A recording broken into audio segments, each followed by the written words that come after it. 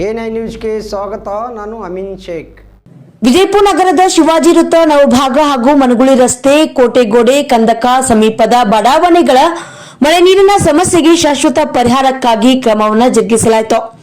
ಹೌದು, ಅಧಿಕ ಮಳೆಯ ಸಂದರ್ಭದಲ್ಲಿ ವಿಜಯಪುರ ನಗರದ ಶಿವಾಜಿ ವೃತ್ತ ನವಭಾಗ ಸೇರಿದಂತೆ ಸುತ್ತಮುತ್ತಲಿನ ಬಡಾವಣೆಗಳಿಗೆ ಮಳೆ ನೀರು ನುಗ್ಗಿ ಸಾರ್ವಜನಿಕರಿಗೆ ಅಪಾರ ಪ್ರಮಾಣದ ತೊಂದರೆ ಹಾಗೂ ಆಸ್ತಿಹಾನಿ ಉಂಟಾಗುತ್ತಿತ್ತು. ಈ ಸಮಸ್ಯೆಗೆ ಶಾಶ್ವತ ಪರಿಹಾರವನ್ನ ಕಲ್ಪಿಸುವ ಉದ್ದೇಶದಿಂದ ಅಗತ್ಯ ಕಾಮಗಾರಿಯನ್ನು ಕೈಗೊಳ್ಳಲಾಗಿದೆ.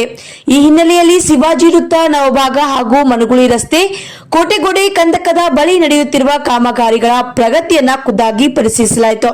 ಕಾಮಗಾರಿಗೆ ಅಗತ್ಯವಿರುವಂತಹ ಆರ್ಥಿಕ ವ್ಯವಸ್ಥೆಯನ್ನ ಕಲ್ಪಿಸುವುದಾಗಿ ತಿಳಿಸಿದ್ದು, ಕಾಮಗಾರಿಯನ್ನ ಗುಣಮಟ್ಟದೊಂದಿಗೆ ತ್ವರಿತಗತಿಯಲ್ಲಿ ಪೂರ್ಣಗೊಳಿಸಿ ಸಾರ್ವಜನಿಕರಿಗೆ ಶಾಶ್ವತ ಪರಿಹಾರ ಒದಗಿಸುವಂತೆ ಸಂಬಂಧಿಸಿದ ಅಧಿಕಾರಿಗಳಿಗೆ ಸೂಕ್ತ ನಿರ್ದೇಶನವನ್ನು ನೀಡಲಾಯಿತು.